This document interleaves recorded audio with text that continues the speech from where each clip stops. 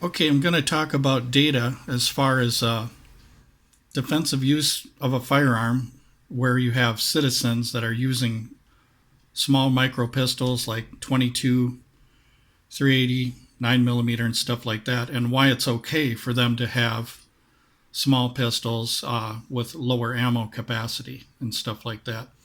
And the reason why is because a lot of people in studies and stuff like that, they forget to separate military and law enforcement from the private citizen, and that's why the data gets all messed up. Because there's a big difference in data when you're taking data from law enforcement and when you're taking data from the private citizen. And if you mix them all together, you're going to skew your data of what the private citizen is okay to get by with versus military and law enforcement. Now, military and law enforcement, you're probably going to have a full-size handgun, going to be 9mm, whereas the citizen, you're going to probably have a small micro pistol of some kind, 22, 380, 9mm. And I'm going to just show you some of the differences that a lot of people overlook because they never compare the role between military law enforcement versus just a ordinary citizen going about their normal day. Okay, so number one, law enforcement and military have a duty to go after bad guys. Okay, so you're putting yourself in a situation where you have the duty to go get them guys. In the military, you got your enemy. In law enforcement, you're going after the bad guys. You have to do it. It's part of your job. A citizen, you have no duty to chase bad guys. You can just take cover and just defend yourself and let them run away. That's law enforcement's job over here, is to go find them suspects and put cuffs on them. Okay, number two, need more ammo because must cuff suspects, I put for number two. Okay, the reason why you need more ammo is because if you have, say like you have three guys right here, and there's a robbery, okay, you as a police officer, you don't have to just defend yourself, but you're obligated to go find these three guys. And you're going to need more ammo for that. Okay, whereas a private citizen, less ammo because you don't have to chase. Okay, so there's three guys here, and they were at the supermarket, and one guy pulled a gun, and you defended yourself, and you hit this guy. You're not obligated to have more ammo to go after these guys. All you need to do is defend yourself and loved ones that you're around and people that you are responsible for. And if these two guys run away over here, let's say that these guys ran away and they're hiding, and this guy's down, you don't have to give chase. All you have to do is make sure that you're covering your area so that they don't come back. Whereas law enforcement now, they have to use that extra ammo to go put on the cuffs of them individuals. You see what I mean now? Now it's starting to make sense to you? That there's a big difference between law enforcement, military, and the private citizen. Okay. I'm going to set this up. Forgive me for having some weird stuff on the table. Even got a car for a demonstration here. Okay, so number three, more daily exposure to danger because of duty to not mind your own business. Okay, a law enforcement officer or a guy that's in the military, their duty is to get in other people's business, the bad guy's business. So law enforcement officer, he's going, say there's three guys in this building here. He's going to look for these guys because he has to bring them in and put cuffs on them. So he's going to trouble. Whereas you as a private citizen, you don't have to do this every day. You don't have to go do drug busts and stuff like that and go into people's homes and stuff like that. Nor do you have to make a traffic stop. How many citizens have made a traffic stop lately? None of them. Okay? You don't make traffic stops. You're not vulnerable because you don't have to make these traffic stops, which are pretty much an ambush for a police officer. Same thing with a home when a police officer has to go in somebody else's home where it's dark and he doesn't know where anything is, even with his light, it's disorienting for an officer. So it's much more difficult for an officer. There's less of a tactical advantage for a police officer than there is a private citizen, because of the fact that as a police officer, you have the uniform, and it's just, if it's a duck and it looks like a duck, it's a duck. And the bad guys know that the uniform means that it's a cop. Whereas you, having just basic clothes on, they don't know if you're a cop or not. But a police officer, it's obvious because of his uniform, which makes him more vulnerable for attacks, and they know that he's coming. They know that he's coming to put on the cuffs. Okay, so once again, I'm going to repeat number 3. More daily exposure to danger because of duty to not mind your own business. Okay, now what does the citizen do? Okay, as a citizen, we have less exposure to danger because we're minding our own business. Okay, now here's another demonstration here. Okay, something's happening at the bank and there's a robbery, but you're outside, okay, as a citizen. Now, there's sometimes you can intervene, but there's a lot of times where you can't, where something's going on in here. And you're not exposed to that danger because you have a choice to just say, well, I don't want to go in there because if I do something, I might end up being prosecuted in a court of law for intervening and trying to help people. Morally, you might help people, but legally, you might be in a lot of trouble. So what I'm saying is that as a citizen, you have the option to say, you know what, I don't want to get involved, I'm over here, okay? As a police officer, you're more exposed to that because you have to go, okay? And this is the reason why a private citizen, if this was a private citizen, that's why a small handgun, small caliber, low capacity is just fine. And that's one of the reasons why the data gets mixed up so bad, is because people don't distinguish between law enforcement, military, and a private citizen. There's a real big difference in that people have to understand. So that's the reason why the data should never be mixed in together. And a lot of that data too, you guys know about the one-stop shot or the one-shot stop thing and all that garbage. That's all been debunked because the data, it didn't show the actual events that took place. And the final authority of defense situations isn't ballistics gel or anything like that. What it is the reports of the defense situation, and the final outcome is the final authority, whether that handgun or that caliber worked for that defense situation.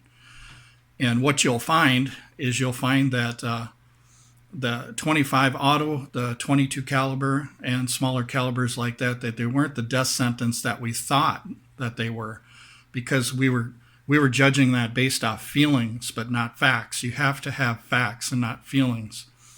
And for every account or every incident that you'll find where a 22 or a 380 or a small caliber didn't work, you can find just as many with 9mm and 45 and 40. But why is that? Well, it's because every defense situation is different.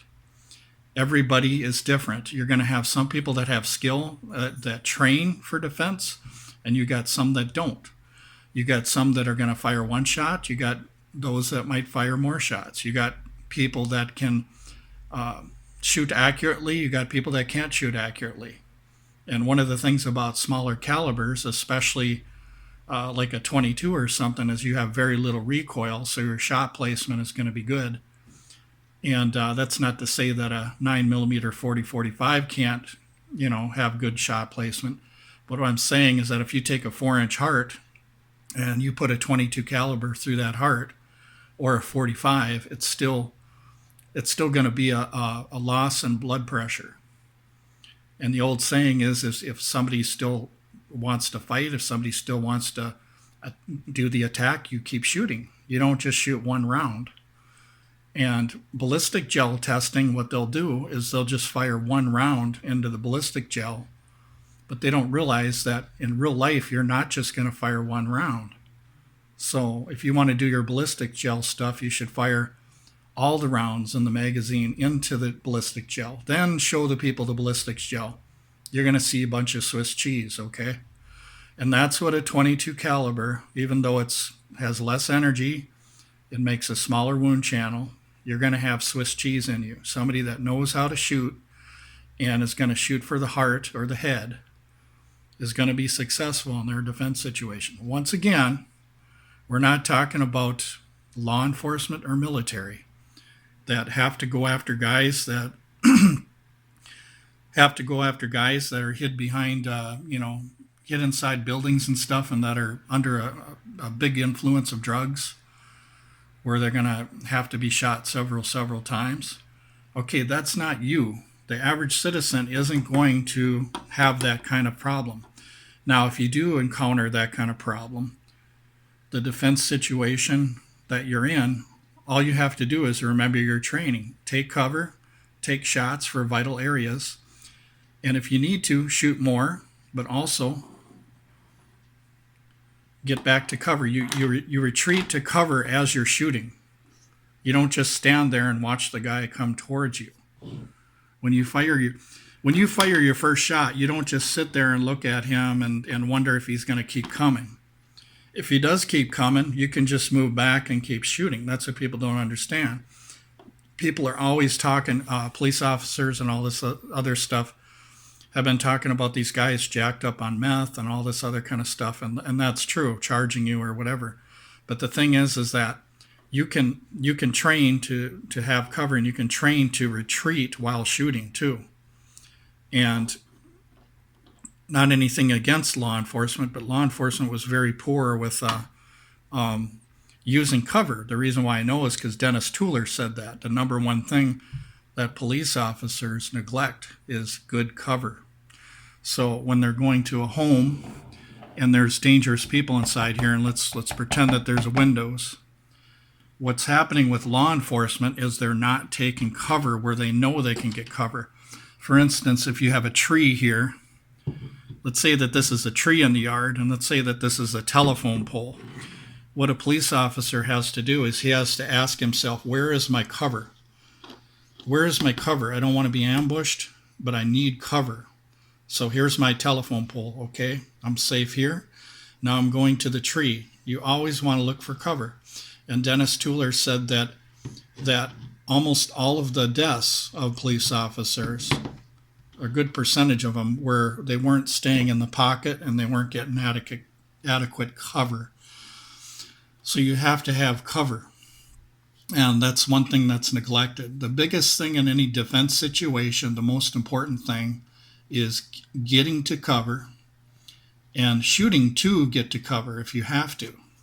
I mean, if you're out in the open and you get into a shootout, okay, you don't stay out in the open.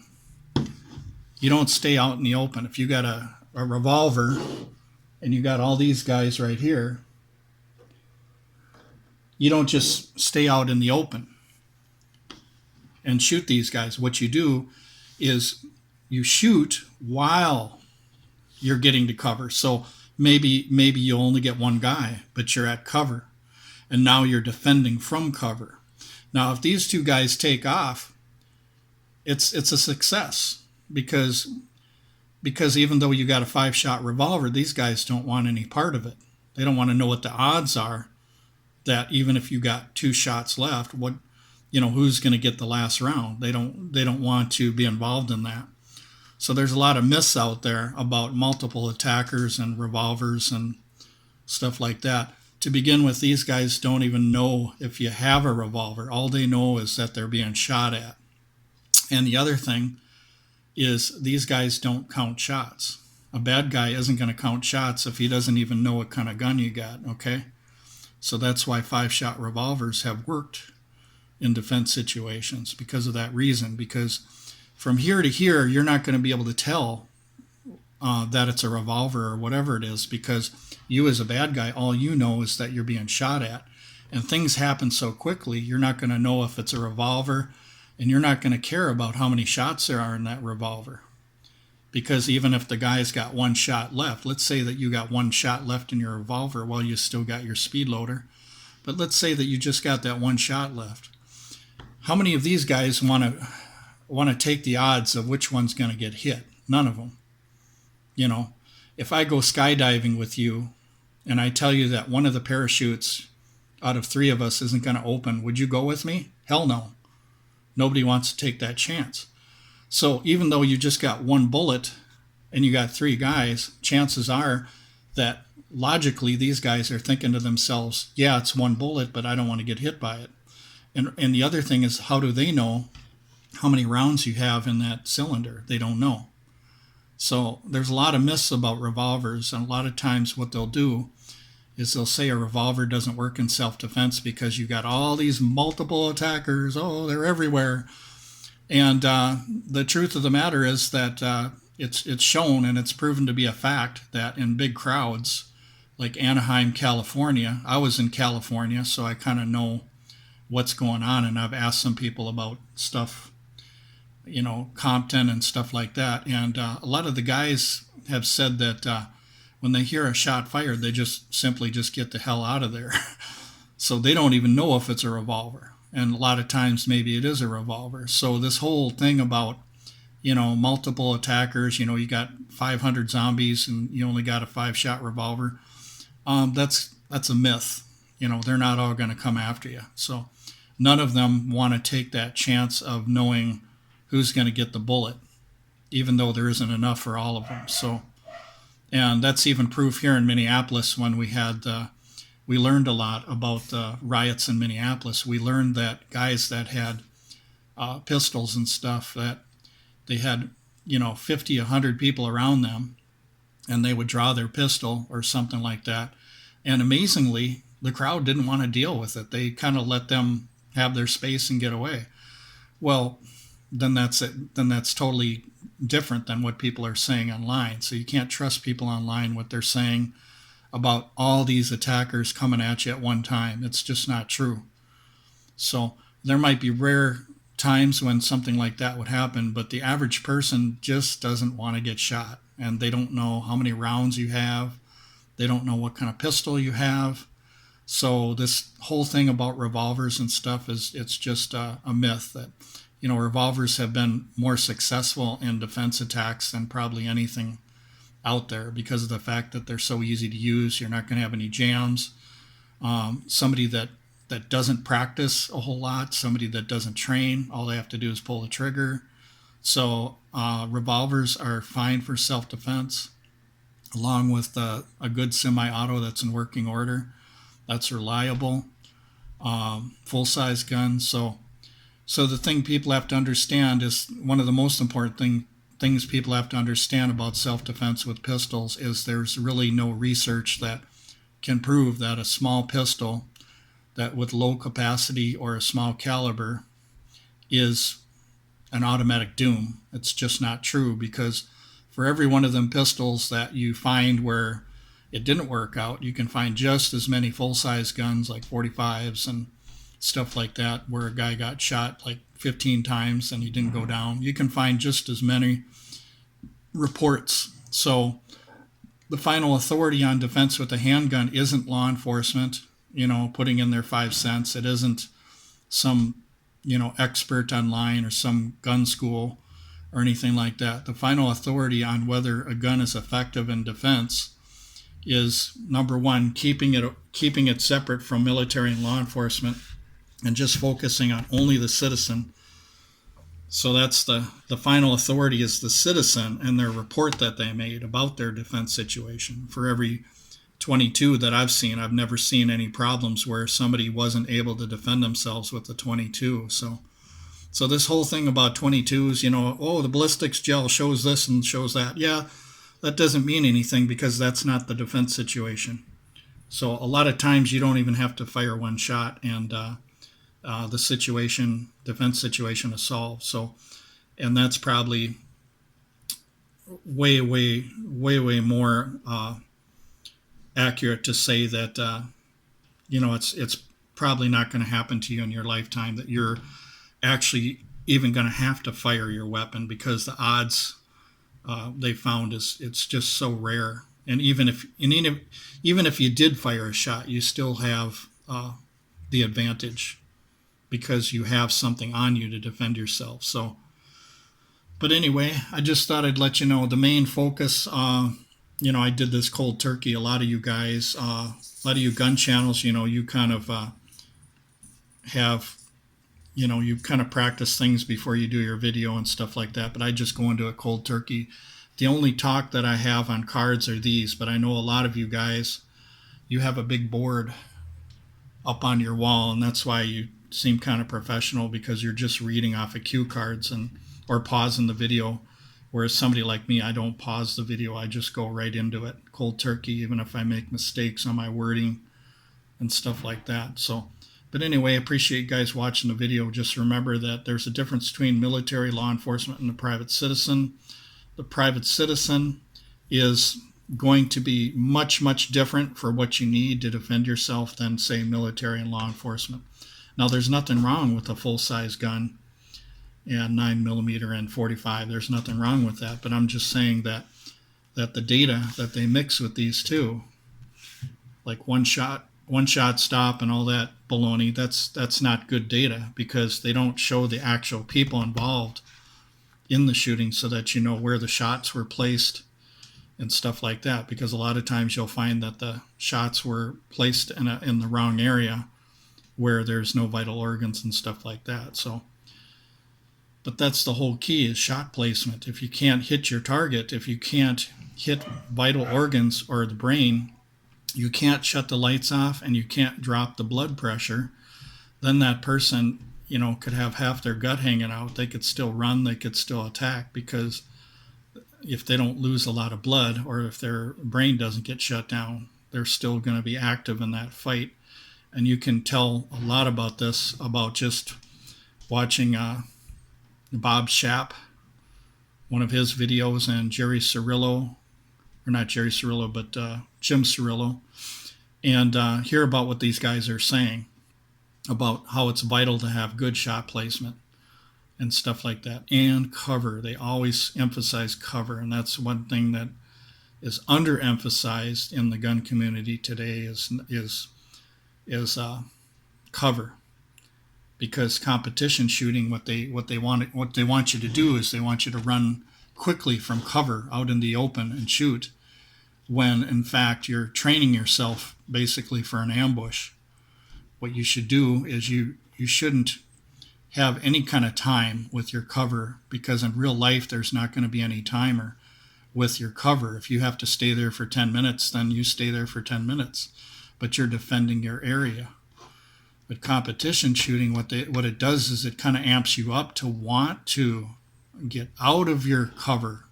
In law enforcement, they would call that out of the pocket. Well, now you're vulnerable. And a lot of times what happens is, even though these guys aren't a good shot, like let's see, these are bad guys, gang members and stuff, sometimes they'll spray and pray, which is just pull the trigger a few times and just spray the air with lead, and you'll still get hit. Even though you're a competition shooter, you could still get killed by that kind of fire, just for some reason that lack of accuracy that the guy had. He wasn't aiming or anything, he just pulled the trigger and it just happened to hit you. So staying behind cover and not being so damn amped up because of that timer. And that timer, what it does is it gives you a mindset, because you do it on the range all the time, where you go, I gotta get going, I gotta get going, I gotta get going, I gotta get going. And you're so amped up that you want to come out like that, and you can't do that. You have to slice the pie. And if you guys want to know a little bit about the right way to do things, you can look at some Clint Smith videos where he's saying, you're not, in real life, you're not going for a trophy, you're trying to save your life. So forget all that high speed run and gun stuff, because when you get in a real situation and you're a competition shooter, if you're amped up and your mindset is just run and gun and be fast and just come around the corner, you don't know if there's 3 guys there or many guys, So you want to take your time behind cover. You don't want to be all amped up. And what competition does, unfortunately, is the timer thing. What it does is it trains you. They say that it puts stress on you and stuff like that. Well, I don't really think it puts the kind of stress on you that makes adrenaline and stuff like that. I mean, it puts stress on you physically. Yeah, sure.